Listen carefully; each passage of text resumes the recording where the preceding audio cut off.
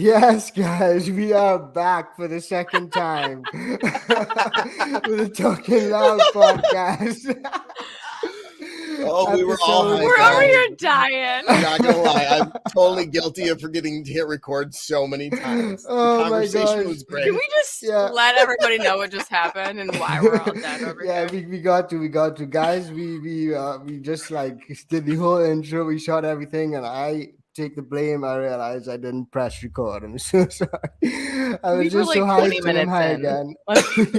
Oh, that was so good. Oh fuck! I was Oh, literally round like, two. Hi again. Hey guys, hi again. Okay, guys, we're back again for another episode, Talking Loud Podcast, episode 5, and we've got the one, the only, hi again in the house for the second time. What's up, guys? What's What's up, up? fam? We're glad to be back. I appreciate Oh, that shit. So yeah, good. they're Love the channel awesome. over here, Matt. I love the new series. Like, I've been trying to share it and let people know because I love that you're trying new content and doing. And I think it's great, man. So hell yeah, thank you for having us Nah, and I working with our appreciate you. crazy schedule. yeah, I Our know. schedules are crazy. Yeah, I've been trying to like link up with you guys for a while now, just to like get like a little episode, maybe jump on a live with you guys, and like just the time difference, and then you guys like just always have like stuff going on as well. So Oh, it's I'm crazy. just so happy that like I'm actually be able to jump on with you guys for once. So thank you guys so much. Like thank you. Hell yeah, thanks for having Happy us to on, be man. here. No worries, man. So let's just get things started. Let's get the ball rolling. I'll try to get it as aligned to what we were doing just now as possible, as humanly possible. So just to get the ball rolling, like tell me a little bit about yourselves, guys. Like how'd you get into growing? Like how long have you been growing? And just tell me about it all. Is that my cue? That's take it away, man. I grew up just around cannabis my whole life. It's never been really taboo for me personally because I mean, like my grandma smokes weed, like I hang out with Grandma my knows grandma, what's up. Yeah, and she knows what's up. it's just never been taboo in my life. And my dad and my uncle have always kind of did that backyard grow, and I've always kind of looked up to that. But once it became legal here in Michigan, it was like a no-brainer for me to actually try and go for it. So I set up this little room in the back of my garage. The garage grows. That was And was the early days. and I had like the worst light, a ballast, like a tarp, like it was bad. It wasn't not good. growing. She's like, check out my plants. Well, I was pretty proud of it because I did all this It was myself. too. Like I helped her don't. trim a bunch of sour diesel when we first started dating. Like your plants. So yeah, I was like. One of our first dates, I had him come over and help me trim my bud. But that was like around the time that we met, and he had, just it kind of just like snowballed from there. He was very interested in it. Yeah, because I voted for it to be legal too when it was up for vote in Michigan. It passed, and then this was like quite a while after that already. So we're like, yeah, we can grow. Why not? Why not? Like she was already growing. I'm like, yeah, let's try and do it real good. And then we tried some autos. I got her some sour diesel autos for her birthday. Sweet. Didn't realize that they were AUTOFLOWERs. and then we started the channel. That's Sweet. Documenting the grows and Those sour diesels like the awesome strains that like always hit hard when you first start to grow up. That was the first one that I ever grew. we did like the sour diesels I and the had- white widows. Well, I had sour diesel. That was the clone I had. That's the first thing I ever had him trim with me. And it was actually I thought it turned out pretty good for my very first plant. Yeah, it actually. did. Those are photos. We were doing photos. We have done photos. That was my very first plant was a photo. But yeah, that's kind of, we just kind of, here we are a year later. Yeah. And props to you guys because you guys have like some awesome stuff going on in the community over there. Like you have like almost 10,000 followers on Instagram, right? And like you smashed through that 16K on YouTube. Like you guys are doing just awesome fire content. So respect to you guys, like full props. Thank you. Heck yeah, man. You too. Like your content over here, the videos are great. I love the style and quality is here. So you're killing it too. We try and make it fun and entertaining and just show what we're doing. Like we're definitely not master growers. We're definitely not even on. We're definitely like, noobs. Yeah, you're like a master grower to us. Like we're gonna be hitting you up in the DMs for questions, but we're just showing the failures and like not at all. going, just showing that anybody can really do this, either for recreational or medical. Like you can do this at home, and it's fairly easy, and you can have fun doing it. Let's just say if you want to be humbled, grow a plant. Yeah, it's true. Very true. It'll teach you patience and just like a lot of yeah, other for life sure. lessons in life. Like just think about it. No, but honestly, you guys are doing some awesome stuff over there. So mad respect. Like I always think about like the name as well. Like your name, it's super dope. Hi again. Like I love how it has hi again. Like hi again, because like I didn't even press record because guess what? I'm high again. So that's my Always high again. It definitely happens. There's a million times where I'm like, babe, I wasn't recording that whole time. She's like, what? I'm like, so man, sorry. I already said I'm so much. sorry. Where was I? But I love great, like the little spin that you have on it as well, where you have like Michigan pulled into it. We were thinking about it for a while, and we kind of like thought about the growing, and we we're wanted like, it to be Michigan, really. Yeah, we wanted to be Michigan, and we thought of like Heavenly High again, and like Heavenly High, and like High Five, and like all. It was like Michigan's high. We were like between Michigan's High Five and like Heaven High. But like I didn't want it to be like all about me. I wanted him to be very much involved, So I was like, like let's make it more local because we definitely wanted to rep like we just kind of mashed up High where we were from. Michigan, High again. So we just when it came out of his mouth when we were like spitballing things, like we literally were sitting back and forth like saying weird stuff. Like, it was a brainstorm session, and like and then as soon as he said hi again, like we kind of sat there and stared at each other for a minute. We were like. We just knew that was it, and it works for the dope intro. Hi again every time. Yeah, yeah, it is. Like and the intro is so like short, sweet, to the point, and it freaking works. Like awesome. Just keep it short. I know I want to make it jazzier, but someday. We always have hope for stuff in the future. But like I saw you guys also did the High Again Cup. Like that was awesome. Like I see a lot of growers from the community joined in. Like you got a lot of stuff going on over there. And I'm sure it was a lot of work behind the scenes to like get all that going. So mad respect to you guys. But like how was that? Thanks. How was the High Again Cup? Heck yeah. High Again Cup was challenging. It was something, I mean, as a very new grower, first of all, that was crazy for us to even attempt. Yeah. So, like, what were we thinking? I don't know. We never had any intentions of trying to win. We just wanted to do something crazy and fun. That kind of snowballed because that actually just started from, we went live one day on Instagram and we were like, what should we do on our channel? Like, we were just trying to get feedback from the community. Like, hey, like, what do you guys want to see? And somebody mentioned like doing a grow off and like small container. And we were like, okay, let's do it. So it was the autos in 16-ounce containers, and you could only grow it inside the 16-ounce, but you could like decorate your container. So everybody had all these cool kind of things. Yeah, we had different categories. Made it fun, and there was a big turnout, and so many people say they want to get in the next one, and we had prizes. A great turnout. It brought the community together. Yeah, we had some great sponsors. Like it was a pretty awesome little event that we put on, and it was we definitely want to do another one. Yeah, and it was all on the internet. We didn't have to. It was fun. It was you know what I mean. It was COVID. It was COVID friendly, but it was super fun. Thank you everybody for who did it, but we definitely want to do another, man. It was great. I love how it really shows how awesome this community is. Like here in the cannabis content, like everybody's been so supportive and just amazing with open arms. It's great. It's like a hard kind of, I guess, genre to break into the cannabis content, because YouTube really restricts and shuts that kind of stuff down. But the community's just been showing so much love, and we just been appreciative, and and humbled. Thank you guys so much.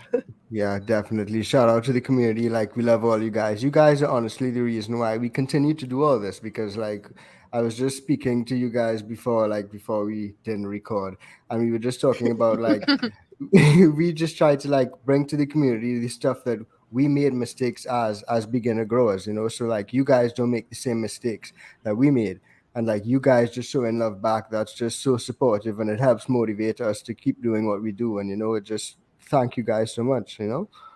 Heck yeah, we love it. Yeah, nothing feels better when somebody messages and said, "I'm just starting my first grow because I watch you guys, and or it's just going finished great." my first grow, and your tips helped, or that's the kind of stuff that. It's rewarding for sure, but it's we've been loving it, and just we're definitely not master growers. We're not Mr. Grow It or Mr. Canucks, or some of these really great growers out there making content. We're just struggling, but we're showing the failures and just having fun, trying to do it in an entertaining way, and everybody's been loving it. So have to show the failures. Yeah, definitely. Yeah, like that bud rot one. Like I saw that you guys went on live with Twitch with Chris yesterday, right? And we went through that bud rot video. Mad respect. That was dope. That video was episode. But like bud rot is like something that a lot of growers like can struggle with. So that's really great that you guys would go in depth and like take the time just to like not hide your failures, but like bring that out to all of the growers and just show them what we need to learn from. I mean, well, that's how you do learn, right? Yeah. Is finding what doesn't work and then not doing that again. Yeah, because no matter what, if you start growing, like you're gonna run into these issues at some point. Mm-hmm. Like it's 100%. Inevitable. So you're gonna have to learn at some point. You might as well just show it and have fun with it. I mean, it's like I said before, it's humbling. That's to grow a plant is. I mean, it really does teach you a lot of things, not about growing, but even about yourself and the way that you do learn. Yeah, it does. It really does. Well, I guess that could lead us straight on to our next topic. So I see you guys grow a lot of autos, and I love your merch. You guys have a lot of merch there. Shout out to the Auto Farm. Shout out to the Auto Farm. Definitely. I'll put some links to you guys' stuff down below. But why autos, guys? One question, why autos? Yeah. Well, he actually ordered all the autos for me for my birthday one time, but he didn't realize what autos were. I just thought they were awesome. I'm like, look at this transformer weed. We're gonna order the autos. That means they're freaking gonna transform. And they did. They did. Well, I mean, so we started growing them, and when they started flowering, the growth was just so right in front of our eyes, day by day. And we had 12 plants going. We were crazy. We were like, all right, we're doing 12. We had tried for a few runs of photos before we even did the autos, remember? Yeah, we did. And she's like, all right, we're flipping the flower. I'm like, yeah. And then it's forever until they start doing anything after you flip them. So it takes a couple weeks. And so when we saw the autos and they were just exploding and and it's just they're not that fat, they're not as big, but to us it was it was enough, and the quality seemed great. Right. Because we only grow for personal. Yeah. So we just love the fast turnaround and how quick they grow. So it just made sense. We're like, let's just do all autos. And we can have all one tent because we don't have much space. So we just have a perpetual in a 5x5 in the 4x4. We just keep them going. I mean, we do have plans to do other than autos in the future. We definitely we have a ton of things that we just need more space. But that's going to have to come with time, because right now that's really what works for us, because we're so back and forth. Yeah. And autos just works for our lifestyle and kind of showcases that even if you do have a crazy lifestyle, you can still grow your own pot, pretty easily. And we've had great results. What do you would you have a favorite? Do you do either, or do you mix it up and do both? Good question. I like autos because they go seed to harvest very quickly, but I like photos because they can take a beating. So what I'll do is probably grow some photos and grow some autos mixed in with those photos. But I'll have to have a dedicated room or dedicated tent that's like 18 hours more, or like a veg area that's big enough to house those autos and whatever I Yeah. have in veg, because I found like that can be a bit problematic, and you don't want to like put them in a big tent that's under 12 light, because like just doesn't make sense, right? Yeah, for an auto, it really doesn't. That is one thing, like, especially people who already have the photo set up and they have to, like, just throw some in there and try them and have fun with it. Like, you can just leave it in your veg tent and it'll finish out in there. Just keep it in the corner and see what happens. I mean, exactly. Hey, especially if you have great genetics. I mean, if it's they are getting a lot better, at least we've noticed. Own, then yeah, they definitely are getting better. I see you guys grew like a 5 foot tall autoflower. Like, was that straight genetics? Like, what was going on over there, guys? Was that like you know an what? alien plant? Like, I hated that plant. Can we all be? I hated that. That was it was weird. We don't know. You were having wild temperature and all kinds of issues. I had a lot of issues going on with my tent, but it just shot up freakishly tall and just it was past the light. Like we didn't even know what to do with it. But here's the deal. I was going to top that one, and I should have. It was a runaway. That thing was I was like, what is this Christmas tree? I don't know if you saw this, but he had gotten thrips in his tent. He had just planted one of those same seeds like before that, and it didn't really turn out because he was trying to fight the thrips. And I was like, you know what? It was a beautiful flower. It was red and just it was like small, very just small, like soft. And I was like, you know what? I want to grow that. And he's like, all right, try it. And I was like, well, yours turned out so stumpy. I'm just gonna let it do its thing. Oh gee. Oh my god! And that's when it turned out 5 feet. It was. I'm gonna try another one of those again, though. Thing I could have done. Like I was like, these are the same plants. Like I don't know why I thought that, but yeah, it happened. So you get those wild cards with the auto. Sometimes you never know. I find that was so crazy. I remember seeing that pic, and I was like, auto 5 feet tall. Like what the. I was like, I gotta ask you guys about that one. It got a lot off, and it was really and it had like it was frosty. The buds weren't great. We didn't want to smoke it, so we ended up using the extract craft and doing ethanol extraction. Yeah. We got like a ton of extract from it. That was great. So it's like it didn't smoke great, but we still managed to use it. We turned that whole plant into dabs. Yeah, we turned that whole plant into just extract rosin. Because I mean, I didn't want to smoke that flower. It was Yeah, because sometimes you get. I was like, I'm just gonna take what I can, chuck the rest. Yeah, sometimes you get a plant that you don't really like, or you don't like how it smokes, and then it's like, how do you use it up? So we're facing all those issues. I should plant another one of those. You know what? I'm gonna put that one on my next run. I want to plant one too. I'll do 4 first. I'm gonna try it now. Because when I did plant that one, it was actually when I was first starting Nature's Living Soil, and I didn't really understand. I think I did super soil even on that one. The super soil, and the super soil was just like a awful way to use this this nutrient line, and it's basically where you just line the bottom of the pot with like all the nutrients, and you wait for the roots to basically hit it. And I tried that method, and it's an awful method. Yeah, well, we just saw a lot more issues. Maybe I don't know if we weren't doing it right, but since we switched to the living soil method where you mix it in the entire pot, just like we've had a million times better results. So we've just been doing it that way from now on. So since I've done that, I'm gonna actually, you know what? I should let's redo the red panel. Let's do a redo. Round 2. You've inspired me. Take 2. Now we know like autos need like a lot of tender love and care from the jump, and I'm sure that that's one of the things you guys would have learned quickly in the game, like when you were growing autos. So like, how do you germinate your autoflowers? Like, how do you get the whole process started to avoid any stress and any issues? The paper towel method. I still do the paper towel. We did a whole video on germination, and people gave us mad great tips. I want to try it. So many people just do it into the water cup and wait for like the tail to pop out. Yeah, that's what I do. Is it? I mean, that's what I probably should do. I don't know. I still put it in a little thing, and I just put in a little Tupperware on top of the light, and it just gets steamy and hot, and then I have a little glass like Pyrex dish, and I do the paper towel, and you know what? It's tried and true to me. It never fails. Yeah.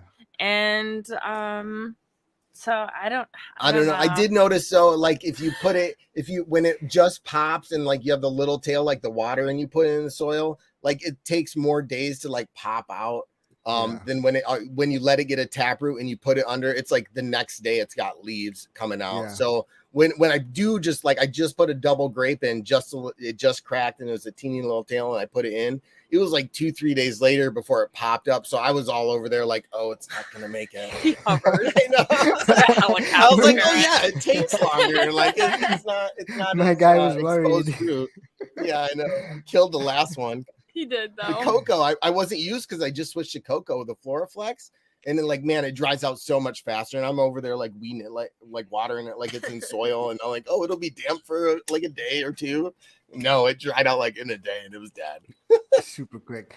I mean, the paper towel method is a tried and tested method. So, like, there's no shame in that. I don't know why you guys are laughing. It works. Like, it works a treat. Like, I've only been using the glass and throw the seed in the glass. I'd probably add, like, a dash of hydrogen peroxide just to break down that outer shell, but like that's all I'll do, and it works for me. So yeah, you just chuck them in, and then once they crack and like you see a tail, then you put them in. Yeah, then I put them directly into the soil. I'll just take like a Sharpie and just like just this bit deep, and yeah.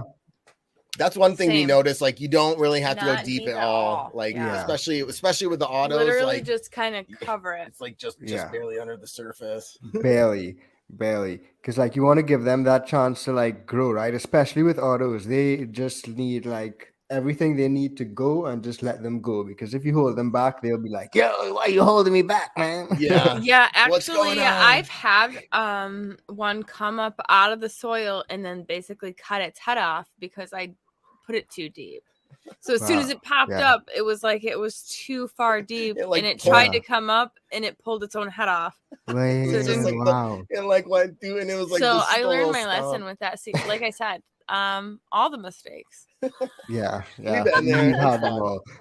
I mean, I had a lot of mistakes as well. I've killed so many seeds before they even like got into the pot, like, and so I mean, it happens. It happens to the best of us, right? But speaking of pots, I see you guys use like a lot of different pots. I've seen you guys have tested the air pots. You've used like the fabric pots with the LST holes. Shout out to Basement AUTOFLOWERs. Like which pots do you find work best for you guys? That's a good one. We started with a 5-gallon, and then we like, well, we can go try 3 because autos don't really grow as big. So we tried 3 for a long time, and those worked good. But you know, it's kind of between 5 and 3. We think for an auto is the greatest, because with a 5 you don't have to feed as much because there's more just soil and newts, and it seems to get them a little further towards the end. Where the 3 gallons a little smaller, you're gonna have to feed a little more, but yeah, you're saving money on dirt and stuff like that. So we're still juggling between trying to find our way, what we like the best. The air pots, I like them a lot with the cocoa. Like it seems explosive growth in the roots, and it's like it's crazy, but they definitely dry out, I would say, quicker than like a fabric pot. So we're just trying stuff, seeing what we like. I only tried the air pot and the one grow, and that on was the 5-foot one. It had the air pot. Air pot gets you 5-foot auto. The air pot, it's not great, but it did That's get huge. Just say. I don't know. No, but I like the fabric pots. I think they're breathable. And you can water from the bottom pretty easily, they're easy to wash and reuse. Yeah, they do. They're just cheap, and they work good, and they're breathable. Like we did fabric forever, and it worked great. We just wanted to try some different stuff, but we're actually doing something really cool right now. She's running a 5-gallon fabric, a 5-gallon air pot, and then I'm doing a 5-gallon air pot, but we're all doing Mephisto double grape. So the Mephistos for autos have been super consistent for us. Like Mephistos, like every time they're pretty on point between the plants. So we're gonna see like how next run we're actually doing an experiment. Yeah, how different do the plants look with the different pots? But then she'll be doing organic with the air pot and then the fabric, and then I'll be doing FloraFlex in the cocoa. So we're gonna have like here's kind of a little spectrum of the same, like pretty consistent autogenetics. So hopefully it's gonna be a fun, like, if one's way bigger or one's smaller, like it's gonna be cool to see what happens. Dope, that definitely. Now I've found that like with the fabric pots, they dry out a bit quicker where I am, because like right now, like I told you guys, I'm in the Caribbean. I'm heading out back to the US just now. But how quickly do the fabric pots dry out like over there based on like you guys' temperatures and humidity and stuff? Yeah, that's a real thing too, just because like your environment is a huge impact. And like even here in Michigan, like we get a huge swing throughout the year. So in the wintertime, like stuff it gets dry and stuff dries out faster. Summertime gets crazy humid. So with us here, it seems pretty good. The fabric pots will get you about what, 2 days, maybe 3 on a watering. Well, with the soil HP mix that I use right now, I could water and saturate my soil pretty good without feeling like I'm over watering, and not be there for max probably 3 days would be like the max I would ever, but that's pushing it. I like to do every other day watering, but if I have to stretch it, 2 days is like the farthest I like to stretch it. Yeah, but I mean, overall, we can keep our temps pretty consistent between winter and summer. Like right now, I'm checking the AC Infinity. We're at 74 and 58 degrees, or 58% humidity. So I try and keep it around 75 and about 50% humidity, just like constant, because it's always seedlings, veg, and harvest, and it kind of works for all the plants in one time. That's a good point, because now coming to think of it, I was going to ask you how many tents do you run, because you did say you have like a perpetual run that you guys are running, right? So it's just a tent. Well, right now we don't live together, so I actually have my own tent at my house, and he's got his own tent.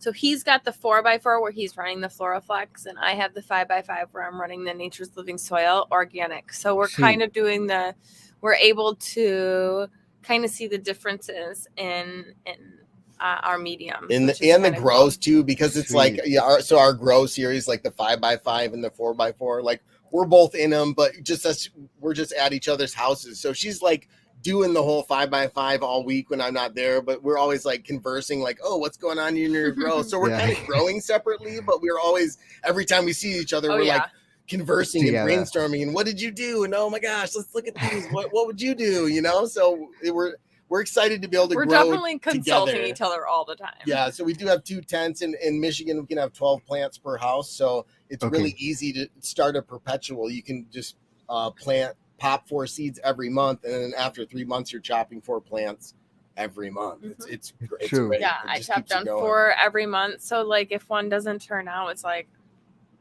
all right, I learned from it. Move on to the next ones. That's what it's all about. Trial and error on these babies. Yeah, exactly. Got to grow to know. Yeah. I think it's pretty dope that you guys have that sort of setup, because I know that it's probably difficult to like grow a bunch of like different mediums in one tent, but you guys are able to see like the different effects of one medium on the same strain, but like in different environments. So that's pretty cool. So I'm excited to see how that turns out. Yeah, it'll be fun. Now I've got one question for you guys: red pill or blue pill? And that means to top or not top autoflowers. Where do you stand in this debate? Dang. If it wants it. We kind of go. We've definitely tried it. If you watch some of the earlier grow series, like we've definitely topped autos, and here's what happened. But we feel like I topped one like 4 or 5 times. Yeah, you went crazy on one. That one didn't end up turning out. But I was also still learning. Yeah, we're still learning to grow. It'd be interesting once we really start to get in a method, go back and revisit and top more and try and go crazy. You know, so we'll definitely do that. But we've just found like usually if you have like a runaway or one that seems like it's just getting super crazy tall and you want to try and keep it stout, like we'll top it once. Like we'll usually let it go till about day 23, and then we cut the bottom nodes, and then we'll wait till about it has 5 nodes, and then we'll top it. Especially if it looks like it is stretching. There is a time period where you can, like where it's too late. Like don't do it. like I said, like that one that just got super tall. I should have topped that one. If I would have topped it, obviously it wouldn't have got that tall, and it probably would have had a fairly even canopy, because it definitely did not. Yeah. And I mean, I don't know. I'm here for it, but yeah, I mean, I'm also not like I'm not for or against it. I mean, hey, do it for science. Or you can tie them over. Like, it's controversial, but we have had good results from a single top, and I think we agree that you really don't want to go over one topping on an auto. Yeah. How about what about you though? I try not to. I actually, in some of my more recent videos, like I used to do low stress training and all that jazz for the autos. You know, they say don't chop, just do the low stress training. But then I just got so lazy. I'm gonna be honest with you guys. I got so lazy and I just grew the autos and left them to grow and let them do their thing. And they grew like awesome. Just straight up, perfect. See, like, and that's what I think I'm finding perfect. too. Yeah.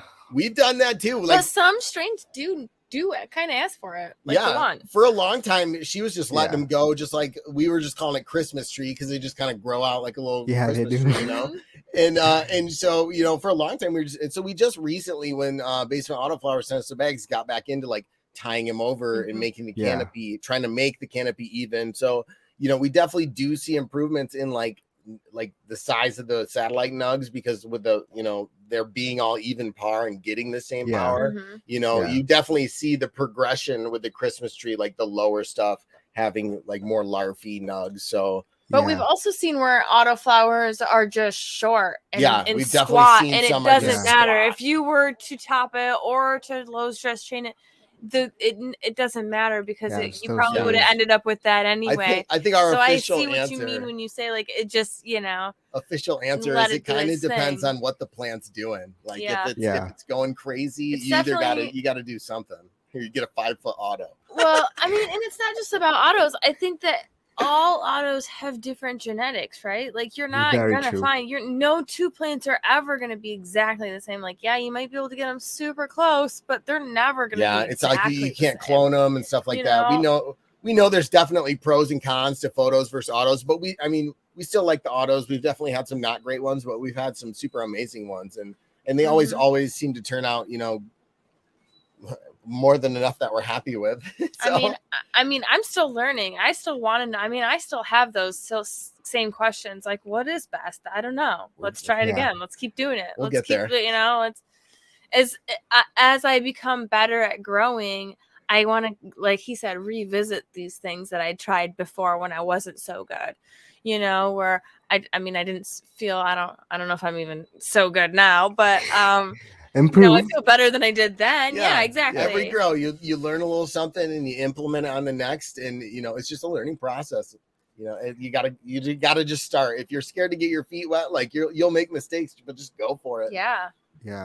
You'll definitely make a lot of mistakes, and like probably F some shit up. I'm trying to stay away from using foul language, guys. Just more CalMag. Yeah. It's CalMag. I actually just did that.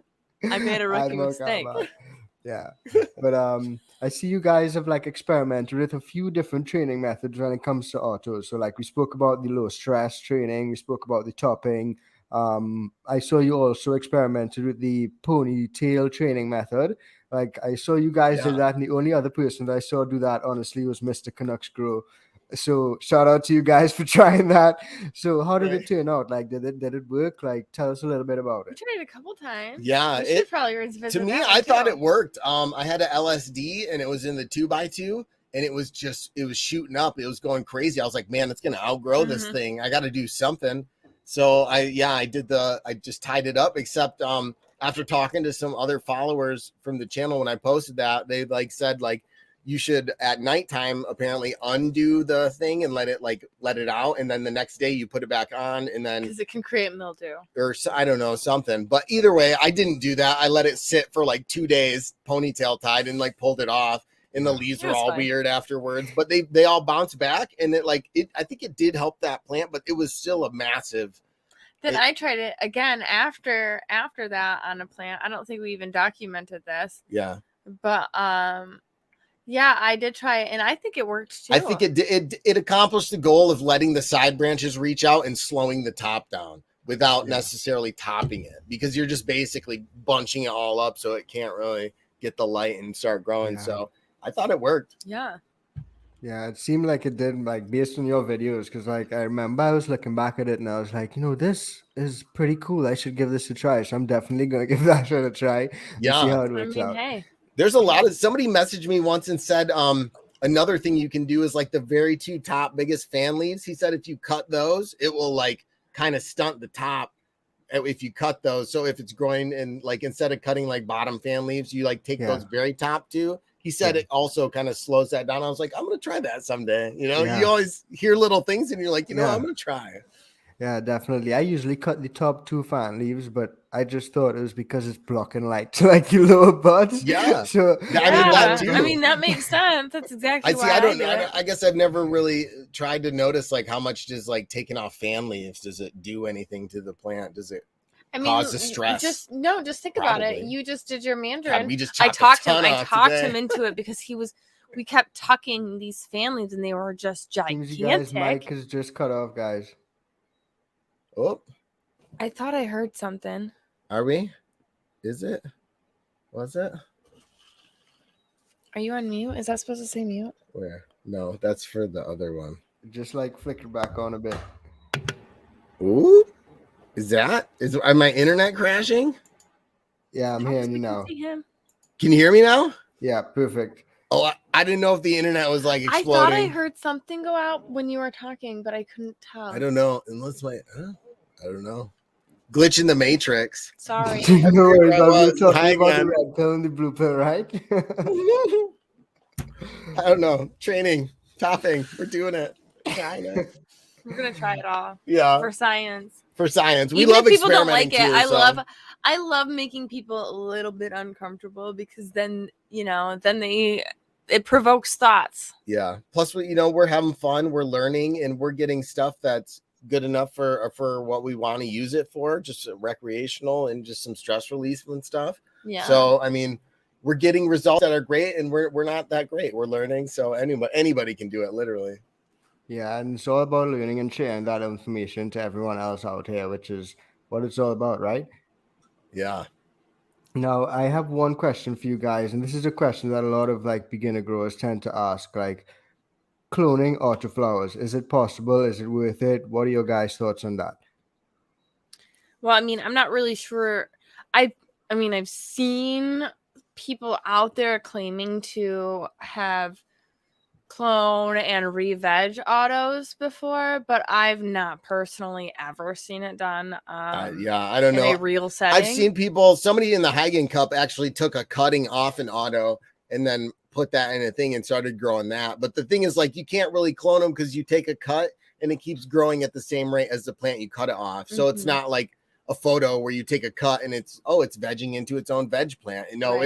It's like that little branch. If it's just starting flower, it's just going to keep growing like it's in flower, So we've never really tried that. I guess I've been interested in trying to take one of those early cuts and maybe start it, and maybe it would turn into another little mini one. Have you ever tried? Nope, I never tried it. I just didn't think that it'd be fun though. I feel like you would have to do it in something like deep water culture where like it's like you're fast getting the nutrients to it because it is such a fast. If I think about it, when we cut those bottom nodes at day 23, that's already about like usually it's a teeny little branch, and I don't know, maybe it would probably be too small, but we've definitely cut them later in life. But we do always take the bottom two. What if you took those still in early veg? Maybe it would stunt it a little bit, but it would take just as long to finish out, and it would get.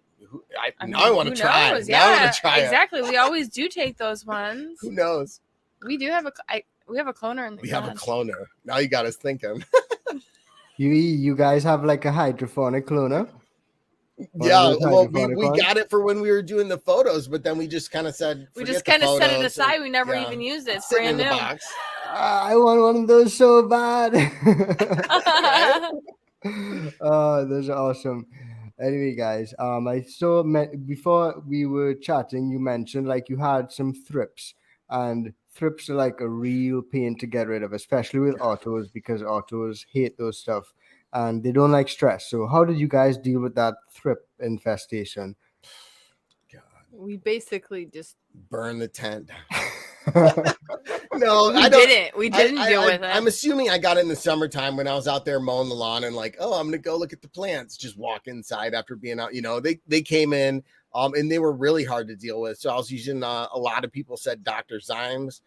So I started a regimen of treating it with that, with some neem oil mixed in and some other insecticidal soaps. And I think spraying that messed up some plants I had growing that were like just starting flower. So everything kind of got screwed up. I was probably dosing heavy because I was just like, oh my gosh, got to kill these, but it basically took a really long time of consistent dosings to keep them at bay, I feel like. But I feel like I would still always see them come back. So I mean, pretty much at the end, that was the end of Huygen cups. That's when I like completely cleaned the tent out and then just started over with Floraflex. Mhm. So, I mean, I might still be battling them if I never just completely sterilize the tent. It's hard. That's one thing to think about is like IPM. Any kind of pest, we have found that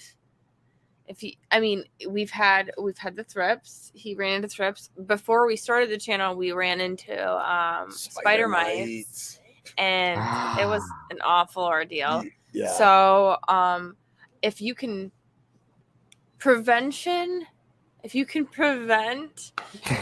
because getting rid of them is nearly impossible. Yeah. Think about your IPM. So, I mean, we literally had to clean everything out. Even then, he put all those plants right outside. Yeah. And he didn't even have a plant in his tent for like a couple months. Yeah. Because of, I just want to clean it out. I took one and like sterilized it in the 2x2, the red Panama. That one actually ended up, it was just that one in a 2x2. And I did manage to get rid of them in that one, but it's still like the plant just ended up being just a teeniest little thing. Because he had to. I think I screwed it up with spraying it with a bunch of stuff early on and it just freaked it out. It's like, why are you spraying me with this stuff? Right? Oops, I'm sorry. I'm a new plant. Killed you almost. No, but you're absolutely right. Sometimes with like those pests especially, you just have to like pull everything down, chop it all down, or take it outside and like wipe down and reset. Just get it out of here. Especially like inside, like with your environments, like pretty dialed. It's like a breeding ground in there, like, right? They're just loving it. So it's like, oh man, they start spreading like wildfire. You're better off to just be actively preventatively spraying, even if you see nothing, because it's just going to keep them at bay. And it's better than when you realize you have them and they're everywhere and you're like, crap. Yeah. And just and just be mindful about when you come into your environment, your grow space from any other environment where there may be predators to your plants. Yeah, it's true. Like I was chatting with Natty from Natty's Naughty Nursery, and he was saying the same thing. Like you guys, like if you just walk outside, like watch out for those bugs that'll like jump on your t-shirt, or that spider mite that'll jump on your pants. They're teeny tiny. You're never gonna see them. Yeah, you'll have no idea the eggs or anything walking around outside. You could have just like brushed up against a bush that may have had like just one or two of these bugs on it, and you're going to your grow tent, and then it's all of a sudden it's an infestation. Do you see a lot of pest issues where you're at, or are you on like a preventative thing constantly? I see a lot of issues generally, not like per se me myself, but like a lot of growers that live where I live, they have a lot of pest issues because like it's very hot out here in the Caribbean. It's very warm. Yeah. So they have like a lot of bugs. There are a lot of bugs and a lot of pests. So a lot of growers actually grow outdoors. There's some growers that grow indoors, but a lot of people grow outdoors as well. So they have like thrips and spider mites and like the works, and like dealing with pests outdoors is just like a never-ending battle. It's so difficult. So I mean, what can you do? Well, here's the difference between being in a tent and outdoors. I would almost rather if you're gonna have some kind of infestation for it to be outside, because here's the thing: you have it. Yeah, it's in an enclosed area in your tent, but it also is like a breeding ground. There's no predators to those. To those insects. Yeah. Whereas outside, there's also other insects out there that eat those bugs. So it does kind of keep it at bay a little bit naturally. Whereas if you put it in your tent, it's almost over with. Yeah. Yeah, Heaven's got a point. She's out here thinking. You got a point. You got a point. No, but that's really true because, like, I see growers bringing in companion bugs and like praying mantis and ladybugs into their tents and unloading them by like the thousands, and you're like, bro, Yeah. what's going on? 500. Oh, I've done that. We done the ladybugs. Been there. It was a firefight. And they love it. They love nothing better. But I know you guys mentioned like nature's living soil. Like, how has that worked for you? Have you guys had like good experiences with it so far? Like, how has it been? I absolutely love it. It's been great for me. It's been running great. I'm actually really happy with it. When I first started looking at nature's living soil, it said from seed to flower, like boom bang. Like I'm like, I was definitely we were skeptical, and we definitely and it didn't work out. It doesn't make you there. It definitely gets you far into it with great results and really not have to do much about water till week 6, and then we've been implementing the top dressing, their flower power girl, like 2 top dressings maybe, and that they finish out great. They have 2 different kind of methods they recommend. The super soil, so we started with that, with this is like a concentrated bottom layer, but we were having a lot of issues with the autos, so we switched over to the living soil, mixing in the whole pot, and the results have been fabulous. Like the Mephistos you just did have been amazing. I'm dialing in the nature's living soil, but by itself, no, it does not take you from seed to harvest without, adding anything. You definitely still have to use CalMag. I do have to still recharge and use molasses. I do use teas. I like to juice my babies up right before or right when they start flowering. And then I also do a top dress around the same time that I do that, and then right when they go into flower. But it took me time to learn that. Like, anytime you switch methods, it's like or a new nutrient, you kind of learn, because it's just like a dirt and there's no like NPK on the bag, so you don't really know. So we just been going about like a solo cups with a solo cup for a 3 gallon seems to work great. And then they want 1 pound of it if you're using in a 5 gallon. So it smells awful. It's super dank. Like it's got like so it's so like organic and like straight up. It's literally poop. Life. It smells like the cow on the farm. It's intense. Like if you mix it in your tent, your house is gonna smell for a little bit. Like, I mean, it does smell for like a week. It's a warning, but I mean the plants love it. It gets them far. They grow great. I think only the last issue we had is Heaven wasn't adding CalMag, but you still have to supplement that with it. Like it doesn't eliminate that need. But the newts in it have been great. The plants respond, so we're getting better every grow. So we do love it. It's been great. Stinky. Sweet. That reminds me of like when I brewed a compost tea recently, and it stank up my entire house. Like it smelled like just like that nature's living soil. It was horrible. Smell like a farm. There, man, the teas can get intense sometimes. Most definitely. Now, like I see you guys were like big advocates for like using the entire plant and like not letting any of like even your trim and stuff go to waste. So you were using them for like extraction purposes and stuff. Now, I've never done ethanol extraction myself, and like the first time that I actually even saw it and realized it was a thing was when I saw you guys' video. So can you just like break down what it is and like what it is? We're actually just started dabbling with it. We just started we linked up with Extract Craft, who makes a home unit for ethanol extraction. So it's basically just extreme. You get like the 190 proof or 200 proof ethanol, and you can pick it up off Amazon, but it's just extremely like ethanol, alcohol. So you just we freeze your flour, freeze the ethanol, jump them together, and it's basically like that's your wash. So the longer you let it sit, it's just dissolving the trichomes into the ethanol.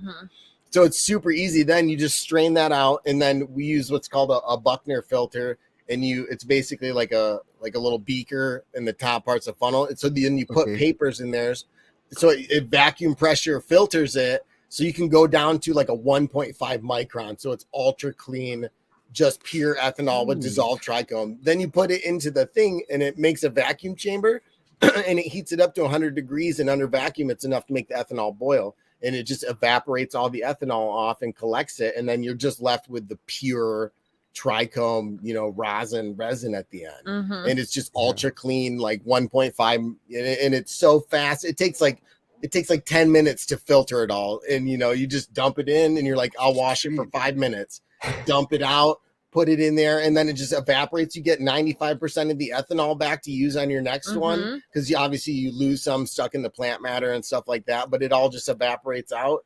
And this thing pays for itself in just a couple it's runs. Dope, because we were doing the pressing, and it's a lot of work to press and pack bags, and you're buying a lot of bags, and it's the micron's it's not so as fine. Clean. This, I mean, like I said before, that's actually what we did with that big red Panama.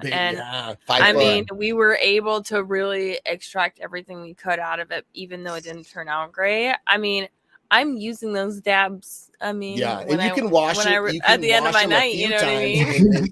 And you're getting your ethanol back, so you can just dump it back in, and you can like rinse a jar a couple times and keep getting stuff. It'll just keep dissolving a little more, and then it's a great way, because as you grow and you're like, maybe I can't smoke everything. How can we use it for other things? So we've been trying to look into other methods to use excess material. Maybe you don't like the way it smokes, but that doesn't mean you can't use it for something else. I'm actually thinking about doing other things with the extract that we are getting from it, which is hopefully in future videos. So dope. I'm looking forward to that, because you guys blew my mind. Like, I never knew that it's this was possible. Like, I was like, we got like the first half of it filmed. We're working on that one right now. Sweet. I'm really looking forward to that stuff, guys. I'm also seeing that you guys are like big advocates for like Mephisto genetics. Like, they've got some really dope like autoflowers, because I know you guys grow the autos, and like seems that they're that specific cultivar strain, like, correct me if I'm wrong, it just seems like it can take a lot of training, and it just seems like it grows a bit bigger and better than some of the other autoflowers. We're not going to name and shame any autoflower companies, but you know what I mean. It seems like it's quality. I mean, honestly, we haven't tried all the genetic companies that are out there today, but we have tried a good handful of them. And they're most of the majors, but Mephisto, they stuck out like a sore thumb in such a good way. The autos, because they are so crazy, and also we're new growers, so we're not the greatest, right? So we're making mistakes and stuff, so we can't definitely say this genetic or that genetic is bad, because we didn't have a good experience. It's all how good you can grow them. Agree. But from what we've seen with Mephisto, like, even though we're not great growers, like, they are amazing. Like, compared to the other plants we've grown, they're like twice as terpy, super duper frosty. They tend to stay on a smaller, like denser side, but like the quality is just so much higher. That's what we're, and that's when that's what we've noticed is the difference between like the better genetics that are, they've been stabilized longer. They've put more, real work into it, and you can tell. And so, some stuff we've tried out there, autos have been, not great. And maybe it's us mistakes, but the Mephistos have always been consistent. Like, you pop a bean and they're like a form stomper is like the next. Yeah, like, we've done 3 form stompers and they've been like, this is a form stomper every time. It's not like completely different, Yeah, because I've definitely popped some autos and they're like the quality is different. just amazing. Exactly. Yeah. So we definitely experienced a lot of that. And then when we found Mephisto, we're like, this is the way, because they're like, they are that good. There is no other way. They're worth the price, And I'll follow the light. They have the drops, and you like got to get on there and order before they sell out. Like, they're hard legit. to get, but People if you know. can get your hands on them. Yeah. Night Owl too. We've heard other stuff, Fast Buds. Do you have any preferred ones that you love that you've tried? When it comes to autos, I've grown some like really gassy ones that may not be like the biggest and the best, but they're like really nice bud structure and stuff. So like, to what you're speaking about, like, I could shout out like Gobsmack Genetics, like Ethos Genetics. I like in-house genetics. Yeah, I'm a big fan of Ethos, and in house, and there are a few other new ones that I wanted to give a try as well. And Mephisto is on my list. I want to give them a try definitely. Heck yeah. So hopefully sometime soon I can like cop something that I got my eyes on and see how it goes. Heck yeah. Yeah, I would love to see how that goes. Yeah. Now, lastly, guys, I just got one question for you. Like, if you can go back in time, right, to when you first started to grow, and when you're a complete newbie, what would you warn yourself to do or to not do? Oh man. Jeez. Take your time. I'm not really no sure. pressure. Yeah. PA. What? Well, here's, you know what? I fully stand behind the fact that I learn from my mistakes. So it's like, even though I'm not proud of them, I don't know if I would really take them away, because that's how I became where I am. Mine would be to calibrate your pH pen regularly. Ooh, I've had that good one. point. I've had that one burn me pretty bad, getting way off on point. those cheapo yellow Amazons, man. Yeah. Screwed up some. Definitely, I think it stressed a couple hard. Yeah, but and they you hurt knew me. that. That was like, he just didn't pay attention. Yeah, I mean, it's be more mindful, I guess. Like there is a lot to growing, so if you you don't pay attention to things, like it can happen, I guess. It sounds just like me. Like if I don't pay attention to stuff, like it definitely will happen. Like that's just my luck. Right? It's like, oh well. I mean, you live and learn, but that's part of the fun of growing. And eventually, it just you get your method down, and you start to figure out what works, and that's the fun of it, figuring out what works for you. Agreed. Yeah. Definitely. And you guys have been showing us all that content and like helping us all along the way. So thank you guys so much for that. And like you guys, like I said, have a lot of awesome stuff going on over there on your channel. And like you said tonight, you have more stuff planned for us. So I'm really looking forward to that as well. But for all the viewers that are like locked on, where can we find you? Hi again. Yeah, hi again. On everything.